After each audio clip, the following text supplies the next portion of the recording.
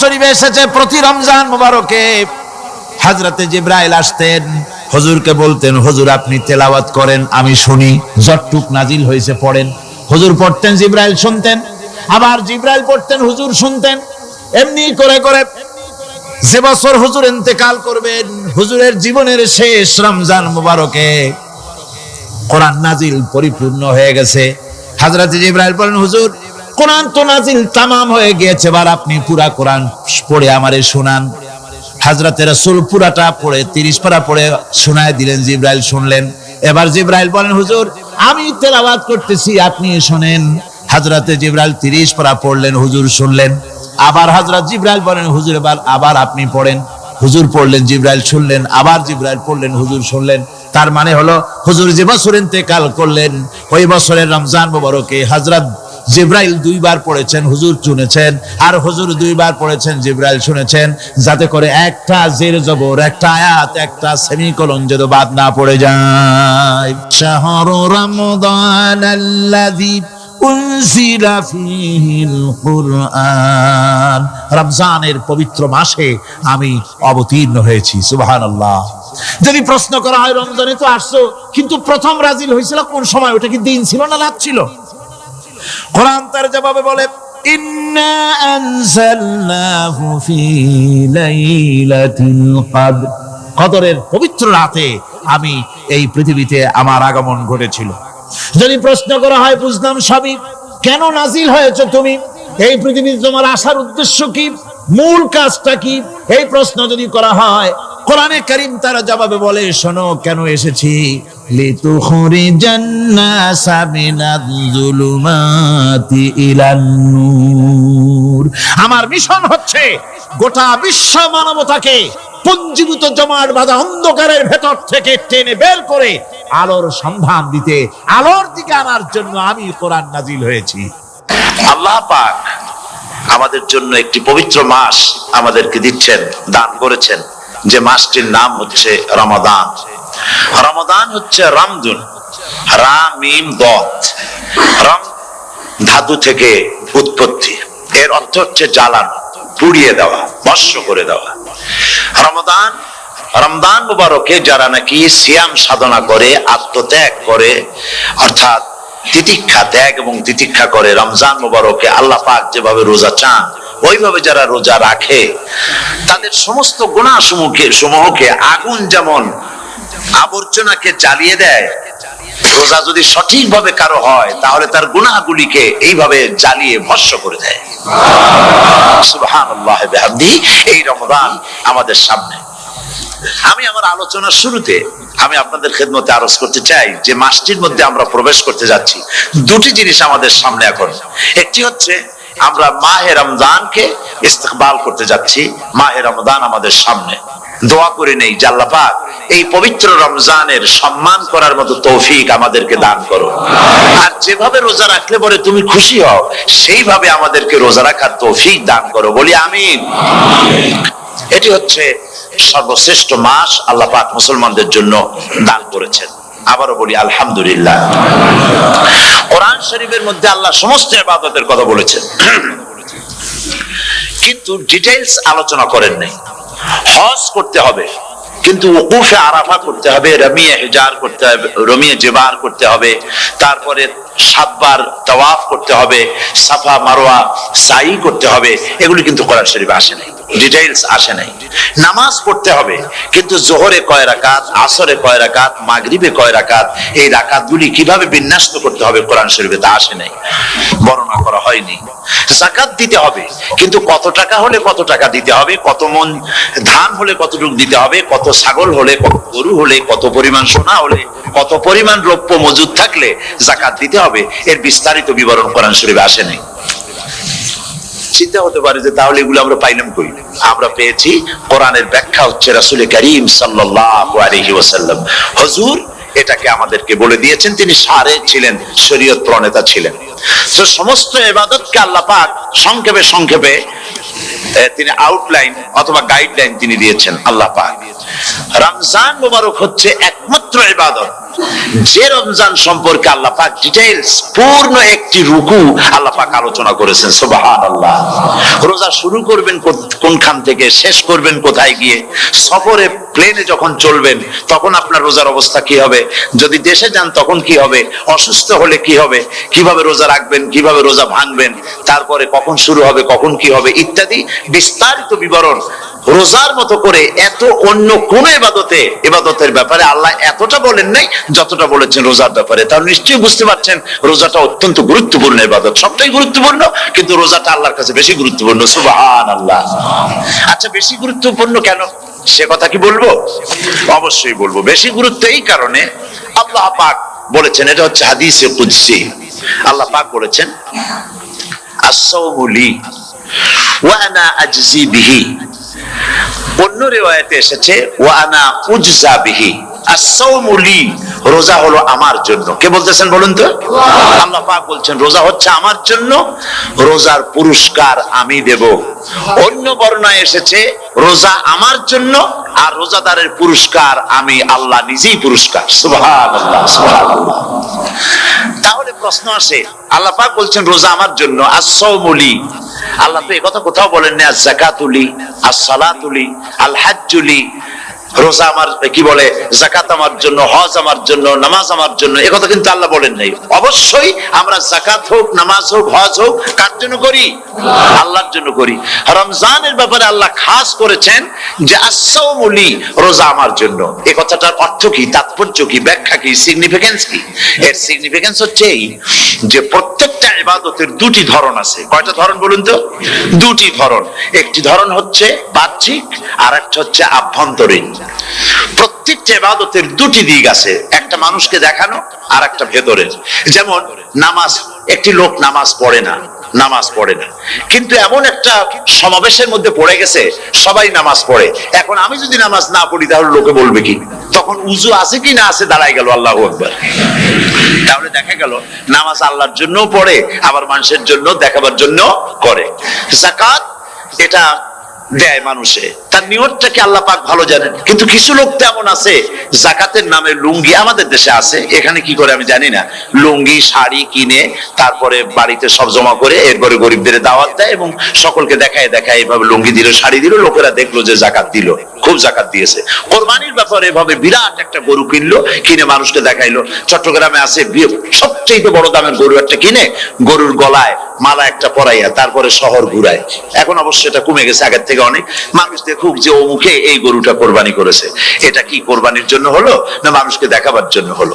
হজ, টাকা আছে, লোকেরা বলবো কি যে এত টাকার মালিক তাও হজে যায় না, সুতরাং যাই একটু হজ করে আসি। তাহলে হজ করা গেল, আবার মানুষকে দেখাবার জন্য করলো। দুটি জিনিস আছে।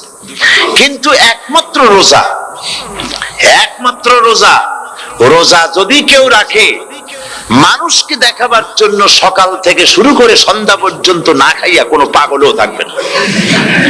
বলেন আপনারা ঠিক কিনা? সে তো মানুষকে দেখাবার জন্য দাঁত পরিষ্কার করে নিল আর দুপুরে ভাত খাই নিল, বউতেও টের পাইল না। পারবে কিনা? পারবে। টয়লেটে গিয়ে খাই নিল ভালো করে, কোন একটা আড়াল জায়গা নিয়ে খেয়ে গেল, বাচ্চাও দেখলো না, বউতেও দেখলো না, খেয়ে নিল। তাহলে সে তো রোজা রাখলো না। আল্লাহ পাক বলছেন আস-সাওমু লি, রোজা হচ্ছে আমার জন্য। যে রোজা রাখে আমার জন্যই রাখে, মানুষকে দেখাবার জন্য সারাদিন না খেয়ে থাকার কোনো প্রশ্নই ওঠে না। সুবহানাল্লাহ। সুতরাং রোজা যে রাখলো সে আমার জন্যই রাখলো। ওয়া আনা আজজি বিহি, রোজার পুরস্কার আমি আমার হাত দিয়ে দেব। সুবহানাল্লাহ, আমার হাত দিয়ে দেব। ম্যানেজার যদি বলে এই কাজগুলি করলে পরে বেতন, নির্ধারিত বেতন পাবা, আর এইটা যদি করো তাহলে বেতনটা আমি দেবো আমার হাত দিয়া, তাহলে এমপ্লয় যারা তারা বুঝতেই পারবে যে মালিক যখন নিজেই দেবে তাহলে ম্যানেজারের মতো দেবে না, মালিক মালিকের মতোই বড় করে দেবে। আল্লাহ পাক ফেরেশতাদের কাছে এটা রাখেন নাই, সব নাকি তোমরা লেখো গিয়া, আর রোজার সওয়াব আমার হাত দিয়ে আমি দেব। সুবহানাল্লাহ। এরপরে আল্লাহ পাক বলছেন, অন্য রিওয়ায়াতে এসেছে রোজা আমার জন্য, আর রোজাদারের পুরস্কার আর কিচ্ছু না, রোজাদারের পুরস্কার আমি আল্লাহ নিজেই পুরস্কার হয়ে যাব। সুবহানাল্লাহ। হাদিস শরীফে এসেছে রোজা রাখলে পরে ক্ষুধার কারণে, খালি পেটে থাকার কারণে টক্সিন জাতীয় এক প্রকারের গ্যাস তৈরি হয় পেটের ভেতরে, স্টমাকের মধ্যে, ফলে মুখে এক রকমের দুর্গন্ধের সৃষ্টি হয়।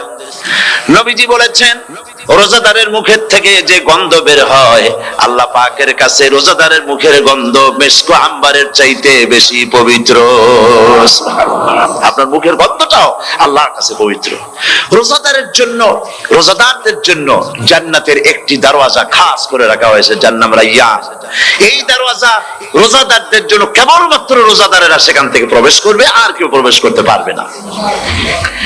এই রোজাদারদের সম্পর্কে আল্লাহ পাক বলেছেন, হাদিস শরীফে এসেছে, বুখারী শরীফের হাদিস, রাসূল করিম সাল্লাল্লাহু আলাইহি ওয়াসাল্লাম বলেছেন, লিসাইমে ফারহাতান, ফারহাতুন ইনদা ফিতরিহি ওয়া ফারহাতুন ইনদা লিকাই রাব্বিহি। রোজাদারের জন্য দুইটা খুশি। কয়টা খুশি বলুন তো? কে বলছেন? আল্লাহ রাসূল বলছেন রোজাদারের জন্য দুইটা খুশি। লিসাইমে ফারহাতান, দুটি খুশি। ফারহাতুন ইনদা ফিতরিহি, একটা খুশি হচ্ছে ইফতারের সময়। এই ফিতরিহিতে, এই ফিতরিহি দুটি কথা, এই একটি কথার দুটি ব্যাখ্যা হয়। একটা হচ্ছে ইফতারের সময়, ইফতারের কথা বলা হয়েছে, আর ঈদের কথাও এর মধ্যে বলা হয়েছে। ইফতারের সময় হলে একটা খুশি, আর একটা খুশি হচ্ছে ইনদা লিকাই রাব্বিহি, যখন রোজাদারের সঙ্গে আল্লাহ পাক দেখা করবেন তখন হবে আরেকটা খুশি। তার মানে হচ্ছে রোজাদারদের সঙ্গে স্পেশাল আল্লাহ রাব্বুল আলামিন সাক্ষাৎকারের ব্যবস্থা করবেন। সুবহানাল্লাহ।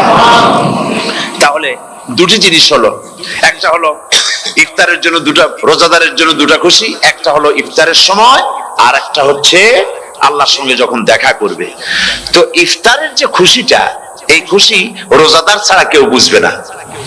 ইফতার সারাদিন রোজা রাখার পর সামনে পেঁয়াজি, বেগুনি, সালাদ, তরমুজ, মিষ্টি, তারপরে আম্বালা সুইট মিটের নানান রকমের মিষ্টি, এরপরে মুড়ি, কত কিছু সব সামনে নিয়ে বসে আছে।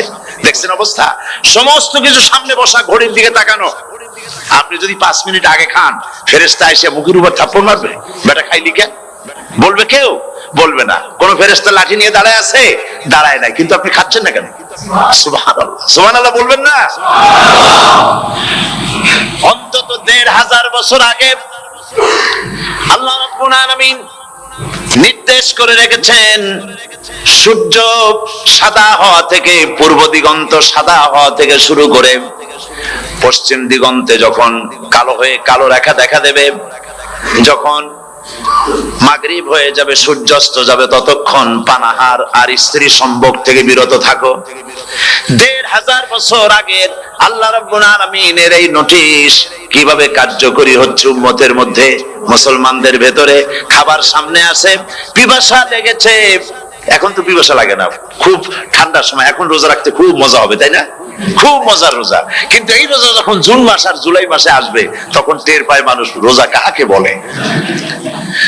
প্রচন্ড পিপাসা, সামনে সব খাবার পড়ে আছে, একটা খাবারের দিকে রোজাদারের হাত যায় না, ঘড়ির দিকে তাকায় আর চুপ করে বসে বসে আল্লাহর জিকির করতে থাকে। আল্লাহ কয়, ফেরেশতারা দেখ, এই বান্দা বানাইতে নিষেধ করছিলি। সুবহানাল্লাহ। আল্লাহ খুশি হয়ে যান। রোজাদার অপেক্ষা করতে থাকে, ঠিক যখন কাটায় সময়টা এসে গেছে, তখন আল্লাহর নাম করে খুরমা দিয়ে, পানি দিয়ে ইফতার শুরু করে দিল। আল্লাহ পাক খুশি হয়ে গেলেন। এই যে ইফতার, সারাদিন রোজা রাখা ইফতার করায় যে মজা, রোজা রাখলো না এরকম লোকেরাও কিন্তু ইফতার করে না? পুরান ঢাকায় আছে, ঢাকা তো কয়েকটা এলাকা আছে, পুরান ঢাকার লোকেরা নাকি বলে যে, যারা রোজা রাখে না তারা বলে যে, রোজা না রাখে একরকম পাপ করছি, আর ইফতার না করে কবিরা গুনাহ করবো নাকি, ইফতার তো করাই লাগে। তো খুব মজা করে ইফতার করে তারা। তো সারাদিন রোজা রেখে পেঁয়াজি, ছোলা, বুট, মুড়ি খাওয়ায় যে মজা, সারাদিন ভাত খাইয়া তারপরে ইফতারের শরীক হওয়া, ছাগলে ঘাস খাইলে যেমন লাগে ওইরকম তার মুখে লাগে, এই মজা পাবে না। রোজাদারের যে মজা লাগে সেই মজা সে পাবে না। সারা মাস রোজা থাকার পর, আল্লাহর হুকুম মেনে সারা রাত রোজা রাখার পর, তারপরে ঈদের দিনে জামা কাপড় পরিষ্কার করে, শেরওয়ানি গায়ে লাগাইয়া, পাঞ্জাবি পরে, আতর মেখে, এরপরে ঈদের জামাতে যখন দাঁড়ায় যায়, সে যে মজা পায়, সারা মাস রোজা রেখে ঈদের জামাতে গিয়ে সে যে মজা পায়, যে রোজা রাখলো না, ঈদের দিনে খুব জামা পাজামা সেন্ট এগুলো মেখে টেকে প্রথম কাতারে গিয়ে দাঁড়ায় গেছে, ও সেই মজা পাবে না। ওর মনের মধ্যে একটা চোর চোর ভাব থেকেই যায়। সে মনে মনে ভাবে এই জামাত আমার না, জোর করে আসছি, এখানে দাঁড়াবার যোগ্যতা আমার নাই। মনের মধ্যে সে একটা অপরাধী ফিল করে, সে ফিল করতে থাকে। সুতরাং রোজাদারের জন্য দুইটা খুশি, একটা হচ্ছে ইফতারের সময়, আর একটা খুশি হবে যখন আল্লাহ তাদেরকে দেখা দেবেন। সুবহানাল্লাহ। এই রোজা আল্লাহ পাক দান করেছেন। আচ্ছা, কি জন্য রোজা আমাদের দিলেন? এই জন্য দিয়েছেন যে একটা মাস পৃথিবীর মুসলমানরা না খেয়ে থাকুক দিনের বেলায়, ওই না খেয়ে থাকার যে খাবারগুলি বাঁচবে, এগুলি আল্লাহ অন্য কোন এলাকার মানুষদের খাওয়াবেন নাকি? এই জন্য করেছেন রোজা, এই জন্য করেন নাই। রোজার ফজিলত আল্লাহর নবী বলেছেন, রমজান মুবারকের এত ফজিলত, মানুষ যখন কোন ইবাদত করে আল্লাহ পাক সেই ইবাদতের নেক আমলের সওয়াব 10 থেকে শুরু করে 700 পর্যন্ত বাড়ায় দেন। 10 থেকে শুরু করে 700 বাড়ায় দেন, ইল্লা সাওম, রোজা ছাড়া।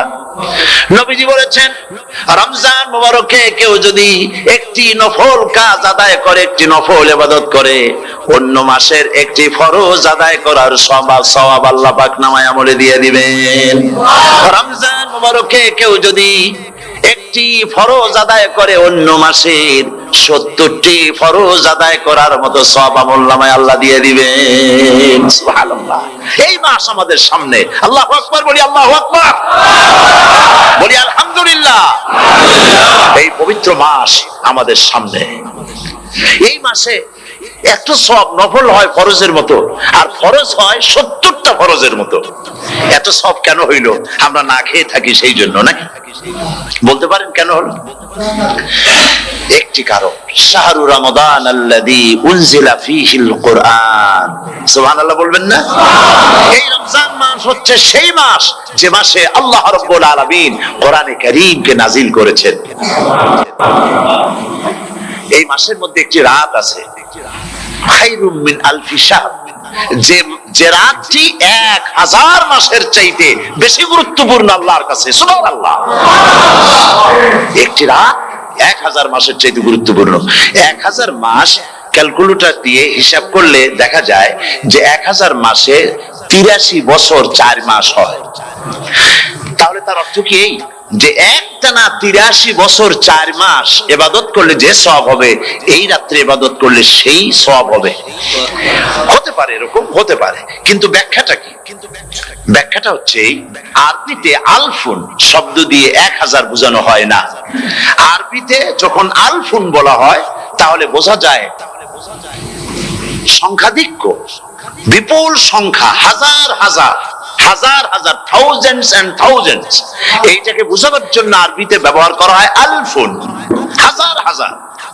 তাহলে আল্লাহ কি বুঝাতে চাচ্ছেন? আল্লাহ রাব্বুল আলামিন তিনি আয়াত দ্বারা বুঝাতে চান, এর ব্যাখ্যা হচ্ছে এই পৃথিবীর মানবতার কল্যাণের জন্য, এই পৃথিবীর মানুষের ভালাইয়ের জন্য, মঙ্গলের জন্য হাজার হাজার মাস ধরে এই পৃথিবীর মানুষের যে কল্যাণ হয় নাই, এই রমজান মুবারকে একটা রাত আছে, যেই রাতে আল্লাহ রাব্বুল আলামিন মানবতার সেই কল্যাণ করেছেন। সেই কল্যাণ কি দিয়ে করেছেন? শাহরু রমাদান আল্লাযী উনজিলা ফীহিল কুরআন, কোরআন নাযিল করে পৃথিবীর মানুষকে সেই কল্যাণ আল্লাহ দিয়েছেন। সুবহানাল্লাহ। বন্ধুগণ, কোরআন, কোরআন কি নিয়ামত আমাদের কাছে! সেই নিয়ামতকে আমরা চিনলাম না, আমরা বুঝতে পারলাম না কত বড় নিয়ামত আল্লাহ আমাদের দান করেছেন। এই কোরআন যেন আপনি শুনতে পারেন, পড়তে পারেন, বুঝতে পারেন, সেই জন্য আল্লাহ রাব্বুল আলামিন শরিয়াত কি সুন্দর ব্যবস্থা করেছে। কোরআন শোনার জন্য রমজান মুবারকে তারাবিহের নামাজের ব্যবস্থা করা হয়েছে। সুবহানাল্লাহ, সুবহানাল্লাহ। যারা সব সময় পড়তে পারেন না, কোরআন তেলাওয়াত জানেন না, অথবা সারা বছর এক খতম কোরআন শরীফ পড়া হয় না, শরিয়ত কি সুন্দর বিধান করলো যে আপনি যেন 30 পারা কোরআন শরীফ শুনতে পারেন।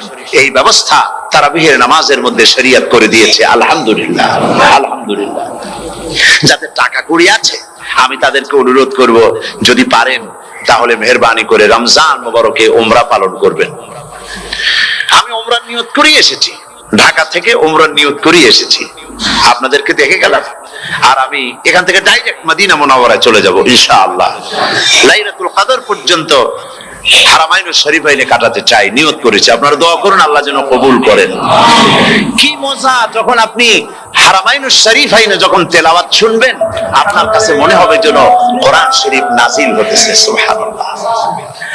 সেখানে তো নামাজের পরে হাত তুলে মোনাজাত করা হয় না, শুধুমাত্র রমজান মুবারকে বেতেরের নামাজের মধ্যে ইমাম সাহেব হাত তুলে মোনাজাত করেন। গত বছর রমজান মুবারকের লাইলাতুল কদরে আমি ছিলাম, গত কয়েক বছর ধরে আল্লাহ যাওয়ার তৌফিক দিয়েছেন দয়া করে। সেখানে লাইলাতুল কদরে পত্রিকাগুলি লিখেছে 30 লাখের উপরে লোক ছিল মক্কা শরীফের হারাম শরীফে, 30 লাখের উপরে। যখন তেলাওয়াত হচ্ছে, মোনাজাত করতেছেন ইমাম সাহেব কাঁদতেছেন, মোনাজাত করতেছেন, কাঁদতেছেন, আর গোটা হারাম জুড়ে কান্নার রোল পড়ে গিয়েছে। কিভাবে কাঁদতেছে! সারাদিন মানুষ রোজা রেখে তারপরে ইফতার করতে যখন বসে, আমি সেই জান্নাতের কথা কেমনে আপনাদের বুঝাবো? রসগোল্লা কেমন লাগে বক্তৃতা দিয়ে 6 ঘন্টা বক্তৃতা দিয়েও বোঝানো যাবে না। যদি মুখের মধ্যে ঢুকাইতে পারি তাহলে বুঝবেন যে মজাটা কি। এটা তো আমি বুঝাইতে পারবো না কি মজাটা লাগে। সারাদিন রোজা রাখার পর সমস্ত লক্ষ লক্ষ মুসল্লিরা বসে আছে মক্কা শরীফে, কাবা শরীফ সামনে, এখানে বসে আছে। রোজাদারের সামনে আছে জমজমের পানি আর মদিনা মুনাওয়ারার খুরমা, আল্লাহর ঘর সামনে। জান্নাতের থেকে আর কাকে বলে? সুবহানাল্লাহ। আর মসজিদে নববীর ভিতরে মদিনার আকর্ষণ কাশাস আলাদা। মদিনা শরীফের আপনাকে যদি পাইয়া যায় কোন আরব, কোন মাদানী, আপনারা ছাড়বি না, আদর করে পাশে বসাবে, তোমারে আমি এই জিনিস খাওয়াবো, এইটা দিয়ে ইফতার করাবো, আমার কাছ দিয়ে তুমি উঠতেই পারবে না, আপনাকে জোর করে বসায় দিবে। মসজিদে নববীতে রিয়াদুল জান্নাহ রাসূল করিম সাল্লাল্লাহু আলাইহি ওয়াসাল্লামের কবর শরীফের কাছে বসে আপনি ইফতার করতেছেন, কত বড় নসিব। সেই জন্য আমি বলি, হলিডে করার জন্য আমেরিকা, সিঙ্গাপুর, হাবিজাবি এই সমস্ত ঘুরে কোনো লাভ নাই। হলিডে করতে চান, রমজান মুবারকে চলে যান হারামাইনুশ শরীফাইন, মদিনা আল মুনাওয়ারা, মক্কা আল মুকাররমা। কপাল খুলে যাবে, জিন্দেগীর সমস্ত গুনাহ খাতা আল্লাহ পাক maaf করে দিবেন। রাসূল করিম সাল্লাল্লাহু আলাইহি ওয়াসাল্লাম বলেছেন, রমজান মুবারকে যে উমরা করলো সেজন্য হজ আদায় করলো। সুবহানাল্লাহ। অন্য রিওয়ায়াতে এসেছে, যে ব্যক্তি রমজান মুবারকে উমরা করলো সেজন্য আমার সাথে হজ আদায় করলো। সুবহানাল্লাহ। তো বলতেছিলাম যে কোরআনে কারীম হচ্ছে একটি বিরাট নিয়ামত। এই নিয়ামত শোনানো হয় রমজান মুবারকে। আমি এবার এসে খুব খুশি হলাম একথা শুনে যে ইস্ট লন্ডন মসজিদ তারা একটা ব্যবস্থা করেছে, সুন্দর একটা রেডিও তারা আবিষ্কার করেছে। না কি করছেন আপনারা? ট্রান্সমিটার তৈরি করেছেন। ওনারা ওখানে রেডিও বিক্রি করেন, আপনারা বহুটা খরচ করেছেন, তারা হাজার হাজার পাউন্ড খরচ করে টাওয়ার বানিয়েছেন এবং একটা ফ্রিকোয়েন্সি তারা নিজেরা নিয়েছেন, আর রেডিওগুলি 125 পাউন্ড করে ওনারা দিচ্ছেন খরচ হিসেবে। এটা যারা নিয়ে যায় ঘরের মধ্যে বসে তারাবিহের তেলাওয়াত তারা শুনতে পাবেন। মহিলারা অনেক সময় আসতে পারেন না, মহিলারা ঘরে বসে শুনতে পারবেন। ওই ইস্ট লন্ডন মসজিদে যত ওয়াজ হবে, তেলাওয়াত হবে, নামাজ হবে, আজান হবে, ওয়াজ হবে, জিকির হবে, সব আপনার ঘরে বসে আপনি শুনতে পারবেন। আল্লাহ রাব্বুল আলামিন এই ইকদামকে, এই পদক্ষেপকে আল্লাহ কবুল করুন, সবাই বলেন আমিন। এবং প্রত্যেকের ঘরে ঘরে এই রেডিও পৌঁছে যাক, আমরা বলি আমিন। আল্লাহ যেন কবুল করেন। আপনি ঘরে বসে মসজিদের সমস্ত প্রোগ্রাম পেতে পারবেন। আর কি সুন্দর, সেখানে যিনি তেলাওয়াত করেন, আজান দেন, আলহামদুলিল্লাহ, তার আজান শুনলে পরে তো মনে হয় যে আমি মক্কা শরীফে চলে গেছি, মদিনায় চলে গেছি। আর তেলাওয়াত কত সুন্দর, আলহামদুলিল্লাহ। আল্লাহ তার প্রতি রহম করুন, আমরা বলি আমিন। সুতরাং বলতেছিলাম যে এই পবিত্র রমজানুল মুবারক, এটি কি, জিনিসটা কি, জিনিসটা বোঝাবার জন্য আমি বলি, যেমন এই ঘড়িটা এটা কেনার পর 2-1 বছর পর এটা ফাস্ট হয় অথবা কি হয়, স্লো হয়ে যায়। তখন এটাকে সারার জন্য আমরা হসপিটালে দেই। হসপিটাল মানে লন্ডন হসপিটাল না, ঘড়িরও হসপিটাল আছে।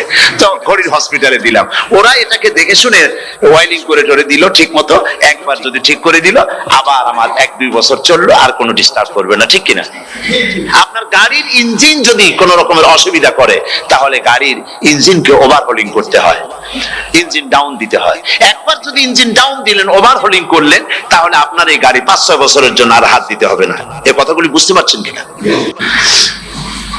সারা জীবন, সারা মাস অন্যায় করার পরে, গুনাহ করার পরে মানুষের অন্তঃকরণে কালিমা লেগে যায়, আল্লাহ রাব্বুল আলামিন রমজান মুবারকের একটা ব্যবস্থা করেছেন, ইঞ্জিন ওভারহোলিং এর মতো, ইঞ্জিন ডাউন দেওয়ার মতো।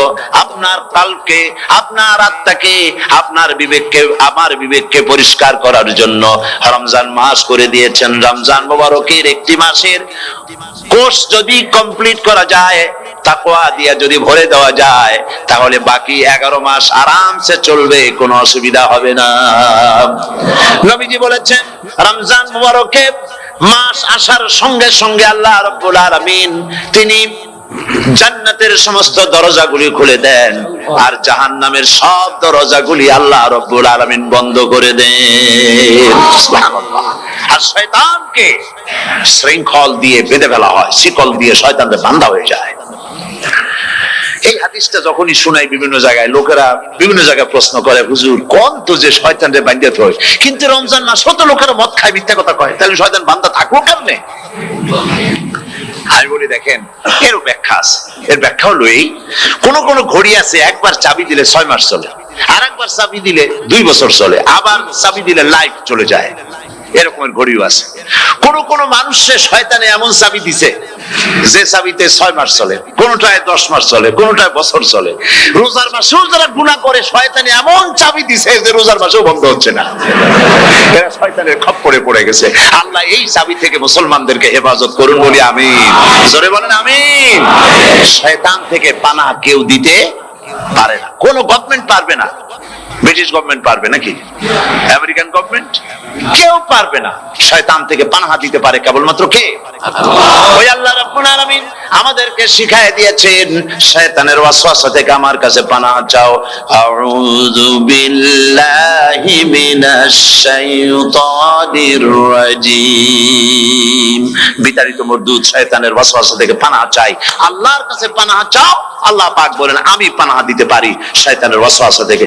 শয়তান থেকে আশ্রয় একমাত্র সিকিউর, নিরাপত্তা পেয়েছেন আল্লাহর পয়গম্বরেরা। সুবহানাল্লাহ। আম্বিয়া আলাইহিমুস সালাম তারা আল্লাহ কর্তৃক নিয়ন্ত্রিত, শয়তানের ক্ষমতা নাই পয়গম্বরদের কাছে যাওয়া। চতুর সীমানার ভেতরে শয়তান প্রবেশ করে কোন নবীকে ওয়াসওয়াসা দিতে পারবে না, বলি সুবহানাল্লাহ। এই জন্য শয়তান থেকে বেঁচে যাওয়া, শয়তানের ওয়াসওয়াসা থেকে বাঁচা খুবই কঠিন। সেই জন্য আল্লাহ পাক বলছে শয়তানকে বেঁধে রাখা হয়, জান্নাতের সমস্ত দরজা খোলা, জাহান্নামের সমস্ত দরজা বন্ধ হয়ে যায়। এই নিয়ামতের মাস আমাদের সামনে। প্রত্যেকটি যখন কোন ওয়ার্কশপ হয়, তো ওয়ার্কশপের জন্য এক একটা কি বলে সিলেবাস থাকে। রমজান মুবারক একটা ওয়ার্কশপ। এই ওয়ার্কশপের মধ্যে একটা সিলেবাস আছে, সেই সিলেবাসের নাম হচ্ছে কোরআন।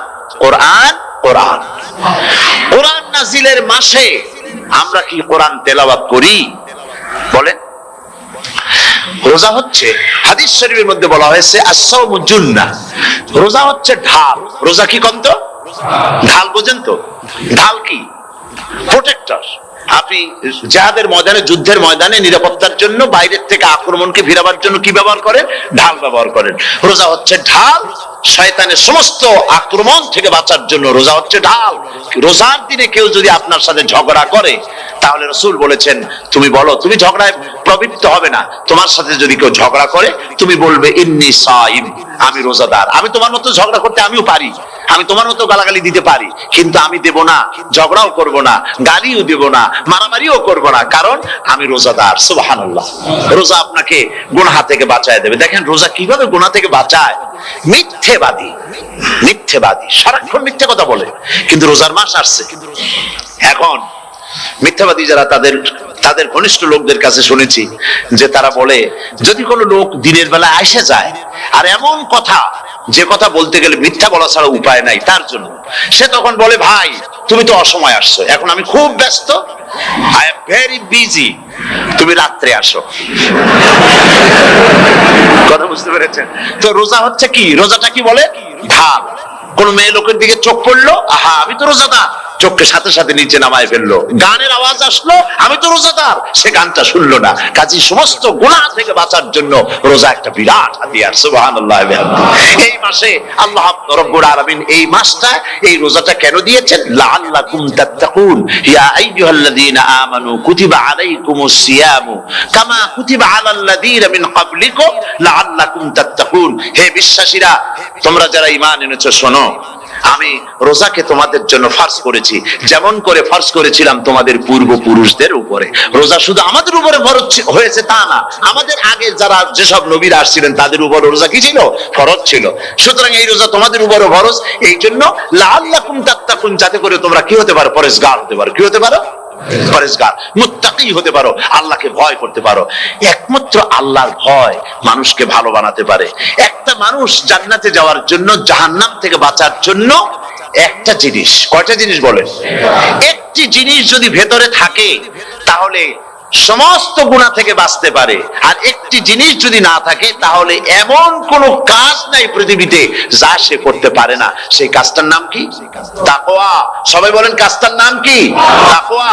যদি ভেতরে আল্লাহ পাকের ভয় থাকে, রব্বুল আলামিন আমাকে দেখছেন, তিনি আমাকে শুনতেছেন, এই ভয় যদি অন্তঃকরণের ভিতরে থাকে, তাহলে এই লোকটি কোনো গুনাহের কাজ করতে পারবে না, মিথ্যা বলতে পারবে না, ওজনে কম দিতে পারবে না, খাদ্যে ভেজাল দিতে পারবে না, শয়তানি বদমাশি করতে পারবে না।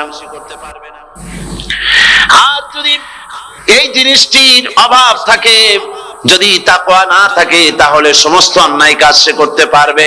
এই জন্য আল্লাহ রাব্বুল আলামিন বলেন, রোজা এই জন্য দান করেছে যাতে করে, রোজার মাস এই জন্য দিলাম, লাআল্লাকুম তাত্তাকুন, তোমাদের ভিতরে তাকওয়ার সৃষ্টি হয়। এই ওয়াজ আমি আপনাদের সামনে অনেকবার করেছি। হযরত ওমর রাদিয়াল্লাহু তাআলা আনহু রাতের বেলায় ঘুরতে ঘুরতে দেখেন এক বাড়িতে আলো জ্বলছে, শেষ রাত। এই রাত্রে বাড়িতে আলো জ্বলে কেন? ভাবলেন কোন অসুখ বিসুখ হলো নাকি। তো উনি কাছে গেছেন, গিয়ে কান পেতে শুনতেছেন। বাড়ির মালিক বুড়ি তার যুবতী মেয়েকে ডেকে বলছে, মা ওঠো, তাড়াতাড়ি ওঠো। কেন?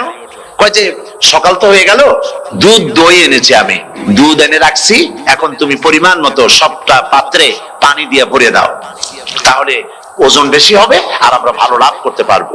মেয়ে বলছে, মা তুমি বলো কি, এটা আমার দ্বারা সম্ভব না। কেন সম্ভব নয়? হযরত ওমর এক ফরমান জারি করেছেন, তিনি বলেছেন পানিতে, দুধের মধ্যে পানি মিশাতে নিষেধ করেছেন। তাছাড়া রাসূল করিম সাল্লাল্লাহু আলাইহি ওয়াসাল্লাম খাদ্যদ্রব্যে ভেজাল দিতে নিষেধ করেছেন। কাজী হযরত ওমরের এই নির্দেশকে আমি অমান্য করতে পারবো না। মা বলছে, দেখো ওমর এখন তো ঘুমাইতেছে, এত রাত্রে তিনি কি এখানে আসছেন নাকি আমাদের এই কারবার দেখতে? তুমি পানি মিশাও ইচ্ছে মতো। মেয়ে বলছে, মা হযরত ওমর ঘুমাতে পারেন, তার পুলিশেরা, তার গোয়েন্দা বিভাগের লোকেরা ঘুমাতে পারেন, হযরত ওমরের চোখকে ফাঁকি দেওয়া যাবে, হযরত ওমরের পুলিশকে ফাঁকি দেওয়া যেতে পারে, কিন্তু আল্লাহ রাব্বুল আলামিনের চোখকে ফাঁকি দেওয়া যাবে না। আমার পক্ষে সম্ভব নয়, আমি দুধে পানি মিশাতে পারবো না। হযরত ওমর রাদিয়াল্লাহু তাআলা চলে গেলেন, গিয়ে তার ছেলেকে ডেকে বললেন, ছেলে আমি তো এখন বুড়া হয়ে গেছি, আমার বিয়ের বয়স নাই, আমি একটা মেয়ের খোঁজ নিয়ে আসছি, যদি আমার বয়স থাকতো এই মেয়েটার আমি বিয়ে করতাম। সুবহানাল্লাহ, সুবহানাল্লাহ। এই মেয়েটা তুমি খোঁজ নাও, যদি বিয়ে না হয়ে থাকে তুমি প্রস্তাব দাও বিবাহের। কি সৌন্দর্য তিনি দেখলেন মেয়েটার মধ্যে, স্বাস্থ্য, রূপ, যৌবন, কি দেখলেন? তাকওয়া। জোরে বলেন না, কি দেখলেন? তাকওয়া। এই তাকওয়া তিনি দেখলেন। এই তাকওয়ার উপরে ভিত্তি করে আমিরুল মুমিনিন, অর্থাৎ পৃথিবীর প্রেসিডেন্ট, খলিফাতুল মুসলিমিন, আমিরুল মুমিনিন হযরত ওমর তার ছেলের জন্য পুত্রবধূ করে তাকে ঘরে নিয়ে আসলেন। সুবহানাল্লাহ। ফায়দা কি হলো? ফায়দা এই হলো, এই মেয়ের গর্ভে যে মেয়ে হলো, সেই মেয়ের গর্ভে ফারুকে সানি হযরত ওমর ইবনে আব্দুল আজিজ রাহমাতুল্লাহ আলাইহির মতো ফারুকে সানি আল্লাহ দান করে দিলেন। সুবহানাল্লাহ ওয়া বিহামদি। এটা নাম হচ্ছে তাকওয়া। এই তাকওয়ার ব্যাপারে হযরত ওমর রাদিয়াল্লাহু তাআলা আনহু, তিনি হযরত কাব বিন উবাই রাদিয়াল্লাহু তাআলা আনহুকে জিজ্ঞেস করেছিলেন যে তাকওয়ার একটা ব্যাখ্যা আপনি কি আমাকে বলতে পারেন, তাকওয়ার ব্যাখ্যাটা কি? তিনি বললেন, হ্যাঁ পারি। কি ব্যাখ্যা? তিনি বলেন যে দেখুন, তাকওয়ার ব্যাখ্যা হচ্ছে এই যে সংকীর্ণ একটি রাস্তা, সরু ন্যারো একটা রোড, এই ন্যারো রোডের দুই দিকে আছে কাঁটাযুক্ত লতা পাতা। এই কাঁটাযুক্ত লতা পাতার মধ্য দিয়ে এই সরু রাস্তা দিয়ে আপনি যখন যাবেন তো কিভাবে যাবেন? হযরত ওমর বললেন আমার জামা কাপড় এইভাবে খুব আটোসাটো করে আমরা যাব, যাতে করে গায়ের চামড়াও না ছেড়ে আমার জামাও যাতে না ছিঁড়ে যায়। হযরতে কাব বিন উবাই রাদিয়াল্লাহু তাআলা আনহু বলছেন এটার নামই হচ্ছে তাকওয়া। এটার নাম কি? তাকওয়া। এটার নাম হচ্ছে তাকওয়া। দুনিয়ার অসংখ্য পাপের ভেতর থেকে আপনি চলে যাবেন, পাপ যেন আপনাকে স্পর্শ করতে না পারে। এটার নাম তাকওয়া। বাইন মাছ নিশ্চয়ই খেয়েছেন আপনারা, না লন্ডনে পাওয়া যায় না? পাওয়া যায়। এই বাইন মাছ যারা খেয়েছেন আপনারা, আমি জানি না আপনারা জানেন কিনা, বাইন মাছ কোথায় থাকে? পানিতে থাকে না কাদায় থাকে? মাশাআল্লাহ, বাইন মাছ থাকে কাদার মধ্যে। কিন্তু এই বাইন মাছ যারা ধরেছে তাদের মুখে শুনেছি আমি যে বাইন মাছ থাকে কাদায়, ওকে যখন ধরে টেনে বের করায় কাদার মধ্যে থেকে এক ফোঁটা কাদা ওর গায়ে নাই। এই কলুষিত সমাজ, পাপে ভরপুর। গ্রেট ব্রিটেন, আমেরিকা, পাশ্চাত্য, আমাদের দেশ, সর্বত্র পাপ আর পাপ।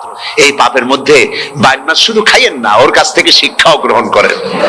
ও যেমন কাদার মধ্যে থাকে, কাদা ওর গায়ে লাগে না, আপনিও এই সমাজের মধ্যে আপনি আপনার কাজ চালিয়ে যান, পাপ যেন আপনাকে স্পর্শ না করে। আল্লাহ যেন পাপের থেকে আমাদের বাঁচান। আমরা বলি আমিন, সবাই বলেন আমিন। এটার নাম হচ্ছে তাকওয়া। আর তাকওয়া লম্বা জামায় তাকওয়া হয় না, লম্বা দাড়িতে তাকওয়া হয় না, পাগড়ি একটা বানলেই তাকওয়া হয় না। রাসূলুল্লাহ সাল্লাল্লাহু আলাইহি ওয়াসাল্লাম বলেছেন তাকওয়া হা হুনা, হা হুনা, হা হুনা, তিনবার বলেছেন, বুকের দিকে দেখায় বলেছেন তাকওয়া হা হুনা। তাকওয়া হচ্ছে এখানে। এর অর্থ এই নয় যে আমি দাড়িকে আমি ছোট করে দেখছি, জামাকে ছোট করে দেখছি, তা নয়। কিন্তু বলছি যে তাকওয়াটা হচ্ছে অন্তরের ভেতরে। এই অন্তরের ভেতর থেকেই এটার বহির প্রকাশ হতে হবে। আপনার কথায়, আপনার বলায়, আপনার ওঠায়, আপনার বসায়, আপনার চালচলনে, আপনার বিয়ে শাদীতে, আপনার ব্যবসা বাণিজ্যের সর্বত্র তাকওয়ার ছাপ প্রদর্শিত হতে হবে। তাহলেই আমার মধ্যে তাকওয়া এসেছে বলে প্রমাণ হবে। আর এটাই আল্লাহ পাক চান। রমজান মুবারকে তোমাদের মধ্যে তাকওয়া সৃষ্টি হোক। রোজা সম্পর্কে এই কথাগুলি আমি বলে নিলাম। প্রথম 10 দিন শুধু রহমত নাজিল হবে, দ্বিতীয় 10 দিনে আল্লাহ পাক শুধু মাফ করতে থাকবেন, আর তৃতীয় 10 দিনে আল্লাহ পাক জাহান্নাম থেকে মুক্ত করে দিবেন। সুবহানাল্লাহ।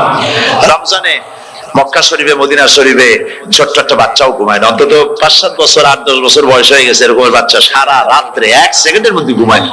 সমস্ত লোক জাগে, ফজরের নামাজ পড়তে থেকে ঘুমায়, সব সমানে 2 হাতে নেকি কামাই করে।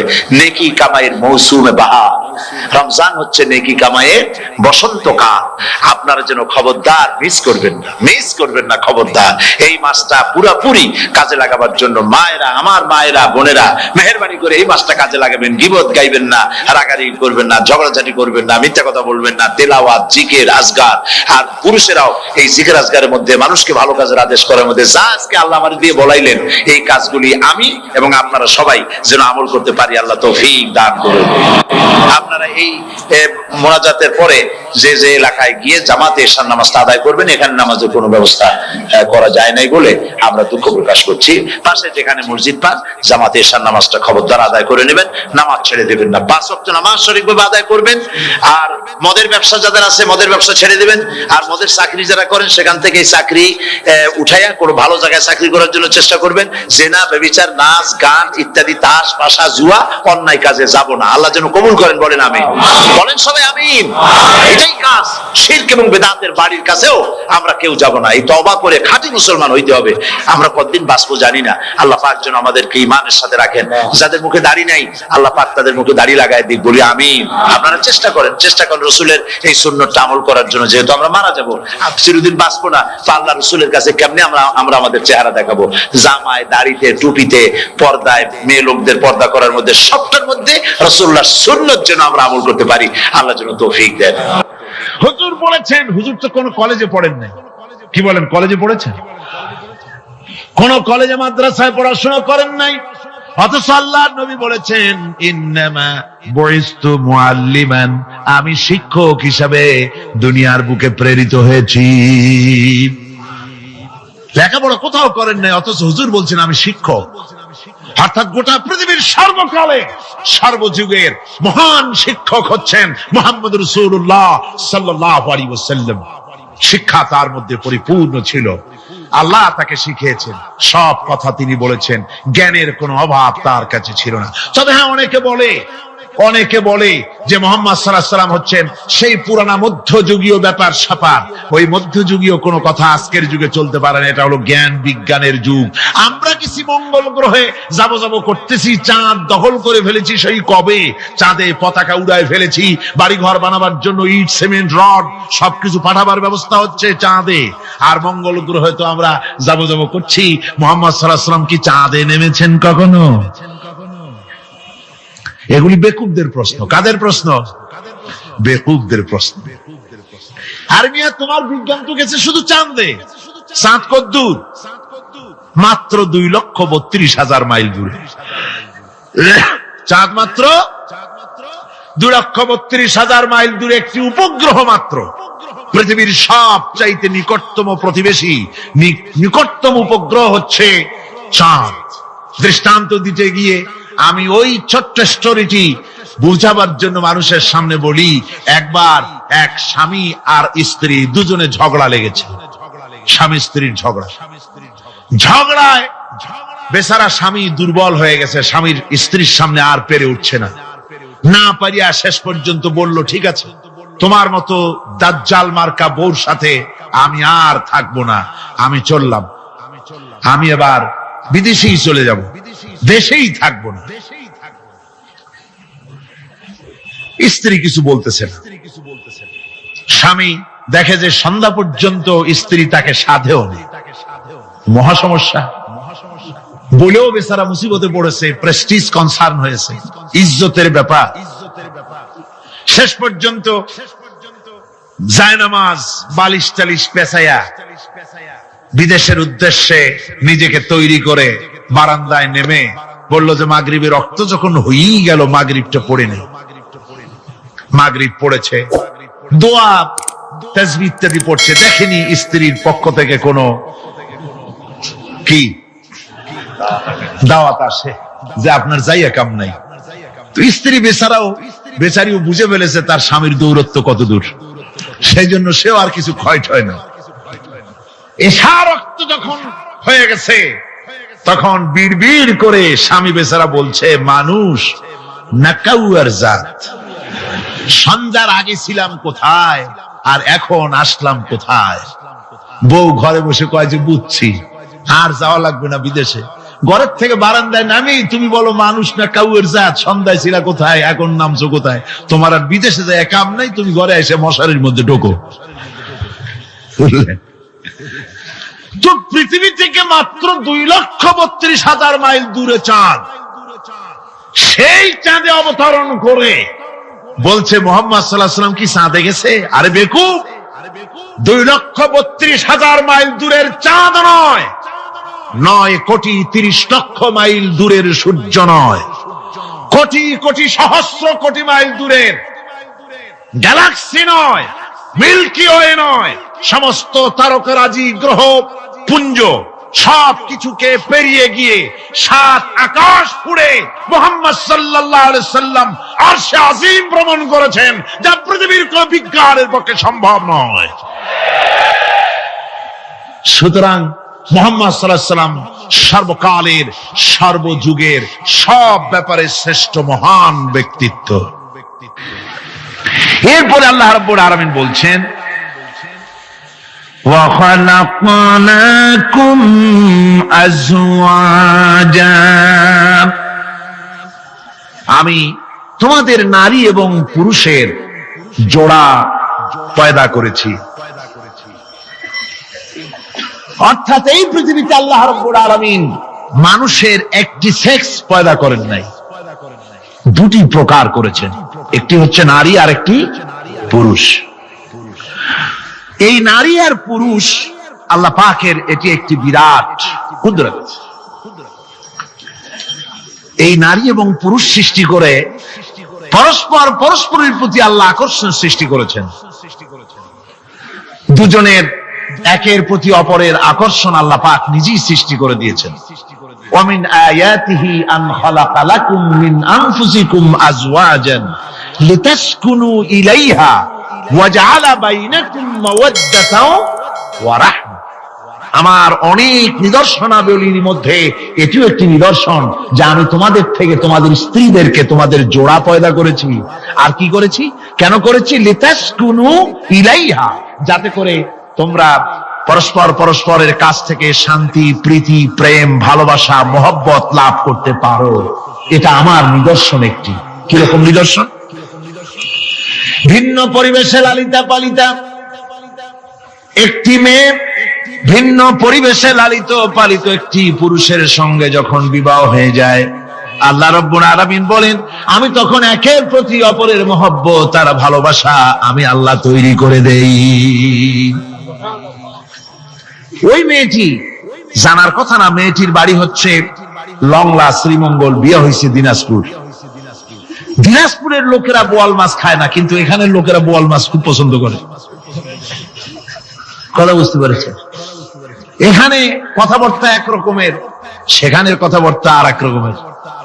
এই দুইটা মিলাইয়া কিতে হয়েছে তো কিতে হয়েছে, কথা বুঝতে। এখন উপায়টা কি? অথচ এই দুই স্বামী স্ত্রীর মধ্যে আল্লাহ পাক কি মহব্বত পয়দা করে দেন, একজন আরেকজনের জন্য জীবন দিতে প্রস্তুত হয়ে যায়। সুবহানাল্লাহ পড়েন। আল্লাহ রাব্বুল আলামিন বলেন ওয়াজআলা বাইনাকুম মাওয়াদ্দাতান, প্রথমে তো ভালোবাসা সৃষ্টি করি, প্রেম সৃষ্টি করি। বিবাহ হওয়ার পর যে ভালোবাসা হয় বিশেষ উদ্দেশ্যকে সামনে রেখে ওই ভালোবাসা হয়। এরপরে যখন বয়স বাড়তে থাকে, যখন বার্ধক্য আসে, তখন ওই ভালোবাসাটা আর থাকে না যেটা ছিল প্রথম। সেটা আমি ওয়াজআলা বাইনাকুম মাওয়াদ্দাতান ওয়া রাহমা, মাওয়াদ্দা তখন রহমতে পরিণত হয়ে যায়। প্রথমে থাকে একটা প্রেম কেন্দ্রিক ভালোবাসা। পরবর্তী সময় যখন স্বামী বুড়ো হয়ে যায় আর স্ত্রী যখন বুড়ি হয়, তখন আল্লাহ পাক বলেন আমি উভয়ের মধ্যে সহৃদয়তা, করুণার সৃষ্টি করে দেই। পরস্পর পরস্পরের প্রতি আকর্ষণ তখন আরো বাড়িয়ে দেই। একজন আর একজন ছাড়া চলে না, বুড়ার বুড়ি ছাড়া উপায় থাকে না। ঘরের মধ্যে ফ্রিজ আছে, কালার টিভি আছে, তারপরে সুন্দর বিছানাপত্র আছে, কোন জিনিসের অভাব নাই। বুড়া হঠাৎ করে বুড়ি একদিন মারা গেল, বুড়ায় কয় আমি গৃহশূন্য হয়ে গেছি। সব আছে, তারপরেও যে গৃহশূন্য হয়ে গেছি, তার মানে গৃহের প্রাণটাই চলে গেছে। বুড়া বয়সে সন্তান খোঁজ খবর নেয় না, সন্তানের বউ খোঁজ খবর নেয় না। বুড়ার গরম পানিটা, উজুর পানিটা, তার খাবারটা, তার পানটা, তার যা প্রয়োজন বুড়ি সব এগিয়ে নিয়ে আসে। আর বুড়াও বুড়ির জন্য তখন প্রথম জীবনের চাইতে আরো বেশি মহব্বত বাড়ে, বুড়ির দিকে খোঁজ খবর আরো বেশি করে নেয়। ঠিক কিনা কন? বুঝবেন যারা বুড়া আর বুড়ি আছেন। আল্লাহ পাক বলেন এটা আমি করি। কে বলছেন এ কথা? আল্লাহ পাক বলছেন আমি করি। এ মহব্বত আল্লাহর দান। দেখুন রাসূল করিম সাল্লাল্লাহু আলাইহি ওয়াসাল্লামের ঘরে দৌলত ছিল না, কিন্তু মহব্বত দিয়ে ঘরটা ভরা ছিল। সুবহানাল্লাহ বিহামদি। দৌলত ছিল না, মহব্বত দিয়ে ভরা ছিল। হযরত আয়েশা সিদ্দিকা রাদিয়াল্লাহু তাআলা আনহা বলেছেন আমি গ্লাসে পানি পান করে রেখে দেওয়ার পর রাসূলুল্লাহ গ্লাসটা হাতে নিয়ে আমি যেখানে ঠোঁট লাগিয়ে পানি পান করেছি, আল্লাহ নবী ওইখানেই ঠোঁট লাগায়া পানি পান করতেন। মুহাব্বত। হযরত আয়েশা বলেন আমি গোশত খেয়ে, হাড্ডি খেয়ে হাতে ধরে রেখেছি, খাবো বা রাখবো। আল্লাহ নবী তখন আমার হাতের থেকে গোশত বা হাড্ডিটা আমার হাত থেকে নিয়ে আমি গোশতের যে অংশে কামড় দিয়েছি, রাসূলুল্লাহ সেখানে মুখ লাগিয়ে খেতেন। দৌলত ছিল না হুজুরের ঘরে এক ফোঁটা, কিন্তু মহব্বত ছিল ঘরটা ভরা। হযরত আয়েশা বলেছেন রাসূলুল্লাহ কাজ করে কষ্ট করে ঘরের ভিতরে ফিরে যখন দেখেছেন রান্না বান্না সারা হয় নাই, হুজুর ক্ষুধার্ত, অথচ আমার রান্না শেষ হয় নাই, নবীজি রাগ করেন নাই, অসন্তুষ্ট হন নাই, ভুরু কুঞ্চিত করেন নাই, চোখ গরম করেন নাই, বরং আমার কাছে বসে রান্না বান্নায় আমাকে আল্লাহর নবী, বিশ্ব নবী মুহাম্মদ রাসূলুল্লাহ সাল্লাল্লাহু আলাইহি ওয়াসাল্লাম আমাকে সহযোগিতা করেছেন। স্বামী স্ত্রীর ভালোবাসা হচ্ছে স্বর্গীয় নিয়ামত। জান্নাতের নিয়ামত। সুবহানাল্লাহ পড়েন। যেই ঘরে স্বামী আর স্ত্রীর মধ্যে সাপ আর বেজির সম্পর্ক, দাঁড় কুমড়োর সম্পর্ক, এই ঘরটা যতই বিদেশি আধুনিক সৌন্দর্যের উপকরণাদি দিয়ে ভরপুর থাকুক না কেন, এই ঘরটা, এই বিল্ডিংটা জাহান্নামের টুকরা, ঠিক না? আর স্বামী স্ত্রীর যদি ভালোবাসা থাকে, তাহলে ঘরটা যদি কুড়ে ঘর হয়, তারপরেও সে ঘরটা হচ্ছে একটা জান্নাতের টুকরা। অনেক স্ত্রী আছে স্বামীর সাথে মহব্বত নাই, উল্টো পাল্টা কারবার। ওই রকম এক স্বামীর কাছে খবর আসছে যে আপনি তো এই গ্রামের মাতবাড়ি করেন, বিচার আচার করতেছেন, আপনার বউ তো গোসল করতে গিয়ে পড়ে গেছে নদীর মধ্যে। তো লোকটা দৌড় দিয়েছে, দৌড়ে গেছে, যায় কয় যে কোন জায়গায় পড়ছে, কয় যে এইখানে পড়ছে। লোকটা তখন জোয়ারের পানি যাচ্ছিল এইদিকে, লোকটা দৌড় দিছে উল্টা দিকে। লোকেরা কয় যে মিয়া, তোমার বউ পড়েছে এইখান থেকে জোয়ারের পানি এদিকে যায়, তুমি উল্টা দৌড়াও কেন? মাতবার বলছে যে দেখো, এটা হচ্ছে আমাদের ইন্টারনাল অ্যাফেয়ার্স, এটা বুঝবা না। এই স্ত্রী সারাটি জীবন আমার উল্টা চলেছে। আমি যদি বলেছি 100, সে বলেছে 335। আমি যদি বলেছি এখন দিনের 12টা, সে বলেছে এখন রাত 3:35। সম্পূর্ণ উল্টা সারা জীবন যে চলেছে। সে যে নদীতে পড়ে জোয়ারে গেছে, আমি তা বিশ্বাস করি না, উল্টাই গেছে। এই রকমের এক শ্রেণী আছে, স্বামী উল্টা থাকে, স্ত্রী উল্টা থাকে, এরকমও হয়। সুতরাং স্বামী এবং স্ত্রীর মধ্যে মহব্বত আর ভালোবাসা, এটি মাবুদের একটি বিরাট নেয়ামত। অন্যের স্ত্রীর দিকে তাকালে কাম ভরে, খারাপ নজরে তাকালে জেনার গুনাহ হবে। হাত দিয়া ধরলে কাম ভাবে জেনার গুনাহ হবে। কিন্তু কোন স্বামী যদি তার স্ত্রীর দিকে প্রেম ভরে ভালোবাসা ভরে তাকায়, আর স্ত্রীর হাতকে প্রেম আর ভালোবাসার সাথে যদি স্ত্রীর হস্ত ধারণ করে, কিতাবে এসেছে স্বামী এবং স্ত্রীর উভয়ের সগীরা গুনাহ আল্লাহ রাব্বুল আলামিন মাফ করে দেন। আল্লাহ পাক বলছেন, আমি তোমাদের থেকে তোমাদের জোড়া, তোমাদের স্ত্রীদেরকে পয়দা করেছি এবং পরস্পর পরস্পরের প্রতি ভালোবাসা এবং মহব্বত সৃষ্টি করে দিয়েছি। আজকে কথা উঠেছে সমাজে, আজকে কথা উঠেছে নারীর অধিকার নিয়ে। বলা হচ্ছে ইসলাম নারীকে, নারীর অধিকার ক্ষুণ্ণ করেছে। বলে না? বলে কিনা বলেন? আমাদের দেশে এই জন্য নারী পক্ষ, নারী সমাজ, নারী আন্দোলন পরিষদ, তারপরে এরকম অনেক আন্দোলন তারা বানিয়েছে। আর পত্র পত্রিকায় নানান রকমের ইসলাম সম্পর্কে তারা লিখছে। একটা পত্রিকা আজকে সকালে আমাকে একজন দিল, তার মধ্যে লিখেছে, হাদিসের বরাত দিয়েছে, তার মধ্যে লিখছে যে রাসূলুল্লাহ বলেছেন পৃথিবীর সব কিছু হচ্ছে ভোগের সামগ্রী, সেই ভোগের মধ্যে উত্তম ভোগের সামগ্রী হচ্ছে নারী। নাউযুবিল্লাহি মিন যালিক। এমন কথা রাসূলুল্লাহ বলেন না। হাদিসের নাম দিয়া তারপরে হুজুর যা বলেন নাই সেই সব কথা বলে বলে নারীদেরকে ইসলামের প্রতি বিতশ্রদ্ধ করাবার জন্য চেষ্টা চালানো হচ্ছে। অথচ নারীদের ব্যাপারে মুহাম্মদ সাল্লাল্লাহু আলাইহি ওয়াসাল্লাম সবচাইতে উত্তম কথা বলেছেন। এত সুন্দর কথা পৃথিবীতে আর কেউ বলে নাই, আর কেউ বলে নাই। নারী অধঃপাতিতা, নির্যাতিতা, এই নির্যাতন থেকে, অধঃপতন থেকে নারীকে কে রক্ষা করতে পারে? ইসলাম। জোরে বলেন, কে পারে? কেবলমাত্র ইসলাম পারে, আর কেউ পারে না। নারী যখন তাদেরকে মেয়ে হয়েছে শোনা মাত্র তার বাপ তাকে মাটির নিচে পুঁতে রাখতো, আছাড় মেরে মেরে ফেলে দিত। যখন তাদেরকে কবর দিয়ে দিত জীবিত অবস্থায়, সেই সময় রাসূলুল্লাহ এসে নারীদের সম্মান দিলেন, মর্যাদা দিলেন। রাসূলুল্লাহ বললেন, আমার কাছে 3টা জিনিস প্রিয়, একটি হচ্ছে নামাজ, একটি হচ্ছে সুগন্ধি, আর একটা হচ্ছে স্ত্রী। নারীর যখন কোনো মর্যাদা নাই, তখন নারীর মর্যাদা হুজুর দিলেন। যখন কন্যা সন্তান হওয়া আভিজাত্যের বিপরীত, কন্যা সন্তান হওয়া পুরুষের জন্য একটা অপমানকর। এখন আমাদের সমাজেও আছে, স্ত্রী গর্ভবতী হয়েছে, বন্ধুদের কাছে বলে ফেলেছে আগেই, সন্তান হয়ে গেছে, কিন্তু কোন খোঁজ খবর নাই। বন্ধুরা একদিন হঠাৎ জিজ্ঞেস করে, তোমার স্ত্রী গর্ভবতী হয়েছে, তারপরে তা তো অনেক দিনের কথা, কি হইল তা তো বললা না।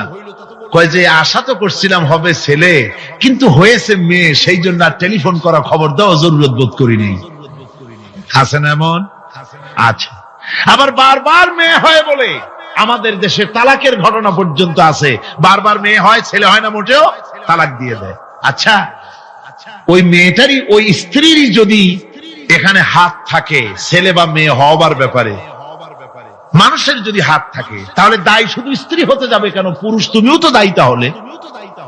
আসলে ছেলে এবং মেয়ে হওয়ার জন্য স্বামী এবং স্ত্রী কেউ দায়ী নয়, ব্যাপারটি আল্লাহ। ব্যাপারটি কার? আল্লাহ রাব্বুল আলামিন বলেছেন, আমি যাকে খুশি কন্যা দান করি, যাকে খুশি শুধু ছেলে দান করি, যাকে খুশি তারে ছেলেও দেই মেয়েও দেই, আর যাকে খুশি আমি কিছুই দেই না। এ সবটাই আমার হাত। সুতরাং রাসূল পাক সাল্লাল্লাহু আলাইহি ওয়াসাল্লাম বলেছেন, খবরদার মেয়েদের বাপকে, মেয়ের বাপকে গালি দিও না। বারবার মেয়ে হয় বলে অনেকে মেয়ের বাপকে গালি দেয়, তাচ্ছিল্য করে, টিটকারি করে। হুজুর বলেছেন মেয়ের বাপকে বিদ্রুপ করো না, গালি দিও না, যেহেতু আমি মুহাম্মদ সাল্লাল্লাহু আলাইহি ওয়াসাল্লাম মেয়েদের বাপ। রাসূল পাক সাল্লাল্লাহু আলাইহি ওয়াসাল্লাম বলেছেন, যে ঘরে একটা কন্যা সন্তান জন্মগ্রহণ করে, যে ঘরের ভিতরে একটি কন্যা সন্তান জন্মগ্রহণ করে, ওই ঘরের ভিতরে আল্লাহ রাব্বুল আলামিনের রহমতের ফেরেশতা ঢুকে সালাম দেয় আর বলে, আসসালামু আলাইকুম ইয়া আহলাল বাইত, হে ঘরের মালিকেরা, তোমাদের উপরে আল্লাহর রহমত বর্ষিত হোক। রহমতের ফেরেশতারা ঘরের ভিতরে প্রবেশ করে কন্যা সন্তানটির মাথার উপরে হাত বুলায় আর বলতে থাকে, এই দুর্বল দেহ একটি দুর্বল দেহের ভেতর থেকে বেরিয়ে এসেছে, এই কন্যা সন্তানটিকে যে লালন পালন করবে আল্লাহ রাব্বুল আলামিন তাকে শান্তিতে রাখবেন। রাসূল পাক সাল্লাল্লাহু আলাইহি ওয়াসাল্লামের কাছে একজন এসে বলছে, ইয়া রাসূলুল্লাহ, আমার এক মেয়ে। হুজুর কয়, তোমার এক বেহেশত। আরেকজন বলল, হুজুর আমার দুই মেয়ে। কয়, তোমার দুই বেহেশত। এরকম হাদিস আছে নাকি যে একজন বললো আমার এক ছেলে আর হুজুর বলছেন তোমার এক বেহেশত? আছে এমন? সুতরাং মেয়েকে কি মর্যাদা দিয়েছে ইসলাম। রাসূলুল্লাহ বললেন, যার তিনটি মেয়ে আছে আর ওই তিনটি মেয়েকে আদব শিক্ষা দিয়েছে, তারবিয়াত শিক্ষা দিয়েছে, দ্বীন শিক্ষা দিয়েছে, স্নেহ করে, স্নেহ দিয়ে লালন পালন করেছে, তারপরে সৎ পাত্রস্থ করেছে, ওই মেয়ের লালন পালনকারী মাতা পিতা আর আমি মুহাম্মদ সাল্লাল্লাহু আলাইহি ওয়াসাল্লাম কিয়ামতের দিন একই জান্নাতে পাশাপাশি অবস্থান করব। সুবহানাল্লাহি ওয়া বিহামদিহি। মেয়ের ব্যাপারে রাসূলুল্লাহ এত কথা বলেছেন, নারীদের ব্যাপারে এত কথা বলেছেন। হুজুর বলেছেন, তোমরা যখন সফরে যাবে, সফর থেকে আসার সময় আমরা অনেকে হাদিয়া তোহবা নিয়ে আসি, জামা কাপড়, মিষ্টি, চকলেট ইত্যাদি আমরা নিয়ে আসি, আনি না? কি বলেন, আনি না? আল্লাহর নবী বলেছেন, বাইরের থেকে, সফর থেকে, বাজার থেকে হাদিয়া তোহবা ঘরের জন্য জানবে, এনে যখন তোমরা তা দেওয়া শুরু করবে, সর্বপ্রথম মেয়ে থেকে দেওয়া শুরু করবে। মেয়েকে আগে দাও। হুজুর সাল্লাল্লাহু আলাইহি ওয়াসাল্লাম তার কলিজার টুকরা মেয়ে ফাতেমাকে মহব্বত করতেন, এত মহব্বত করতেন, কোন দিকে যাওয়ার আগে সকলের সঙ্গে দেখা করে শেষে দেখা করতেন হযরত ফাতেমার সঙ্গে। আবার সফর থেকে ফিরে এসে সর্বপ্রথম তিনি দেখা করতেন হযরত ফাতেমা রাদিয়াল্লাহু তাআলা আনহার সঙ্গে। একবার হযরত আলী এবং হযরত ফাতেমার মধ্যে মনোমালিন্য হলো, হুজুরের মুখটা মলিন হয়ে গেল, রাসূল পাকের মুখ মলিন হয়ে গেল। হুজুর সাল্লাল্লাহু আলাইহি ওয়াসাল্লাম ঘরের মধ্যে প্রবেশ করলেন, হযরত আলীর ঘরে হযরত ফাতেমা এবং আলীকে এক জায়গায় বসালেন। কিছুক্ষণ পর হুজুর বেরিয়ে এলেন, হুজুরের মুখে হাসি। সাহাবা ইকরাম বললেন, হুজুর একটু আগে আপনার মুখ মলিন দেখেছি, এখন খুব উৎফুল্ল মনে হচ্ছে। হুজুর বলছেন, আমি তাদের মধ্যে মনোমালিন্যটা দূর করে দিয়ে এসেছি। ফাতেমা আমার কলিজার টুকরা, যে ফাতেমাকে ব্যথা দেয় সে আমি মুহাম্মদ সাল্লাল্লাহু আলাইহি ওয়াসাল্লামকে ব্যথা দেয়। রাসূল পাক সাল্লাল্লাহু আলাইহি ওয়াসাল্লাম কন্যাদেরকে এভাবে মর্যাদার কথা বলেছেন। এই কন্যা আস্তে আস্তে যখন বড় হয়ে যায়, যখন বধূ হয়, বধূ হিসেবে তার মর্যাদা ইসলাম কতখানি দিয়েছে, রাসূল পাক সাল্লাল্লাহু আলাইহি ওয়াসাল্লাম কতখানি দিয়েছেন আপনারা লক্ষ্য করেন। হাদিস শরীফ পড়া নাই, জানা নাই বলে আজকে এক শ্রেণীর নারীরা তারা কমিউনিস্টদের খপ্পরে পড়ে, সমাজতন্ত্রের খপ্পরে পড়ে, নাস্তিকদের খপ্পরে পড়ে গোটা মহিলা সমাজকে চেষ্টা করতেছে ইসলাম থেকে দূরে সরাবার জন্য। ঠিক কিনা কর?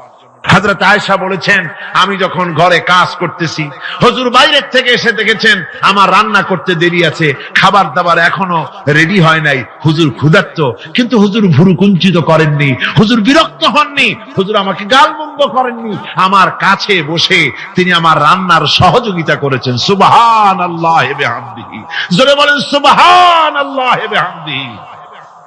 ভাইরা আমার, হযরতে আয়েশা সিদ্দিকা রাদিয়াল্লাহু তাআলা আনহা বয়সে কম ছিলেন অন্যদের চাইতে। বিশ্বনবী সমস্ত রাজকার্য, রাষ্ট্রীয় কার্য, নবুয়তের দায়িত্ব পালন করে স্ত্রীর হক আদায় করতে ভুলে যাননি।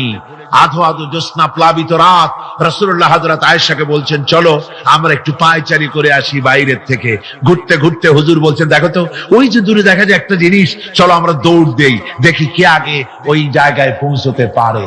দুজনে মিলে দৌড় দিলেন। হযরত আয়েশা বললেন, আমি হুজুরকে পেছনে ফেলে দ্রুত গতিতে আমি দৌড়ে লক্ষ্যবস্তুর কাছে চলে গেলাম। হুজুর সাল্লাল্লাহু আলাইহি ওয়াসাল্লাম যখন ধীরে সুস্থে আমার কাছে এলেন, আমি বললাম, দেখছেন আপনি কিন্তু আমার সাথে দৌড়ে পারেন নাই। হযরত আয়েশা বলছেন, এর কিছু কাল পরে আবার একদিন রাসূলুল্লাহ দৌড় প্রতিযোগিতার ব্যবস্থা করলেন, দৌড় দিলাম। হযরত আয়েশা বলছেন, সেই সময়ের তুলনায় আমার শরীর কিছুটা স্থূল এবং ভারী হয়ে গেছে, আমি দৌড়াইয়া পারলাম না, আমি পেছনে পড়ে গেলাম। হুজুর আমার আগে চলে গেলেন লক্ষ্যবস্তুর কাছে।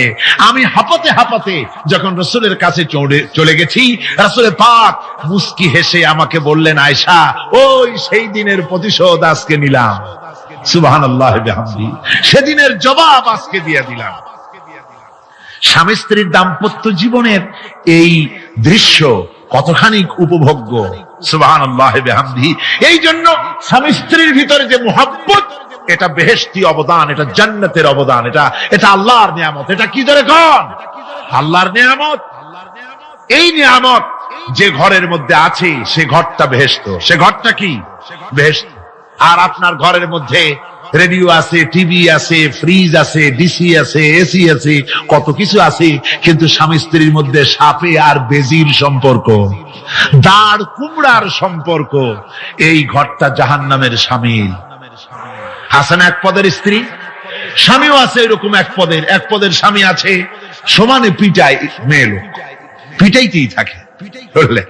রাসূলুল্লাহ বলেছেন, খবরদার স্ত্রীদেরকে মেরো না, দাসীদের মতো প্রহার করো না, তাহলে আগামী রাত্রে যখন তার কাছে তুমি যাবে তখন কি তোমার শরম করবে না? রাসূল পাক সাল্লাল্লাহু আলাইহি ওয়াসাল্লাম নারী পুরুষের সমান অধিকার দিয়েছে।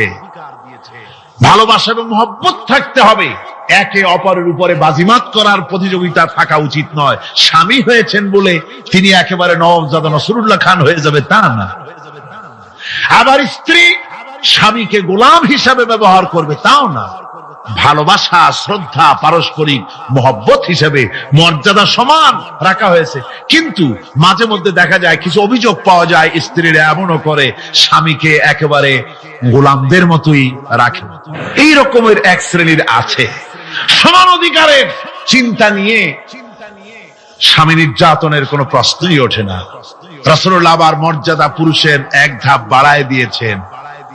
আল্লাহর নবী বলেছেন, এই পৃথিবীতে মানুষকে যদি আমি মানুষের সামনে সেজদা করার জন্য যদি অর্ডার করতাম, তাহলে দুনিয়ার সমস্ত নারীদেরকে অর্ডার করতাম তার স্বামীকে সেজদা করার জন্য। মর্যাদা বাড়ানো রয়েছে, কিন্তু অধিকার সমান, সমান অধিকার দেওয়া হয়েছে। ইসলাম নারীর অধিকার দিয়েছে, স্বামী স্ত্রীর মহব্বত এবং ভালোবাসা সৃষ্টি করে দিয়েছেন। এটা আল্লাহর নিয়ামত। আমার বন্ধুগণ, আজকে আমার সমাজে বলা হচ্ছে নারীদেরকে ঠকাইছে ইসলাম। বলে কি দিয়ে ঠকানো হলো? বলে ইসলাম ঠকিয়েছে একটা ছেলে সমান দুইটা মেয়ে। একটা ছেলেতে যা পাবে দুইটা মেয়েতে তাই পায়, এই জন্য মেয়েকে ঠকানো হয়েছে। একথা বলেছেন আমাদের দেশের সুপ্রিম কোর্টের একজন চিফ জাস্টিস। অবসরপ্রাপ্ত, নাম নেব না আমি। তো আমরা এটা শোনার পরে বললাম যে বাংলাদেশ পৃথিবীর দ্বিতীয় বৃহত্তম মুসলিম দেশ, এই দেশের সুপ্রিম কোর্টের চিফ জাস্টিস হয়ে কোরআন সম্পর্কে জ্ঞান এত নগণ্য, এত কম, এত পুয়ার, তার জ্ঞানের এই বহর দেখে আমাদের শুধু করুণাই হয়।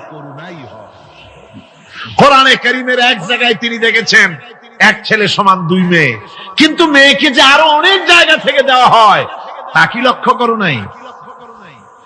ছেলে তো এক জায়গায় পিতার কাছ থেকে বোনের ডাবল পেল, বোনের তুলনায় বেশি পেল এক জায়গায়, কিন্তু বোনকে মেয়েকে অনেক জায়গা থেকে আল্লাহ দেওয়ার ব্যবস্থা করেছেন। এই মেয়ে লোককে পিতার কাছ থেকে পাবে, স্বামীর কাছ থেকে পাবে, ছেলের কাছ থেকে পাবে, ভাইয়ের কাছ থেকে পাবে, মায়ের কাছ থেকে পাবে, 5 জায়গা থেকে পাওয়ার ব্যবস্থা আল্লাহ তাকে করে দিয়েছেন। জোরে বলেন সুবহানাল্লাহ। 5 জায়গা থেকে তার পাওয়ার ব্যবস্থা আছে। এক জায়গায় একটু ছেলেকে বেশি দিয়েছে দেখেই তার চোখ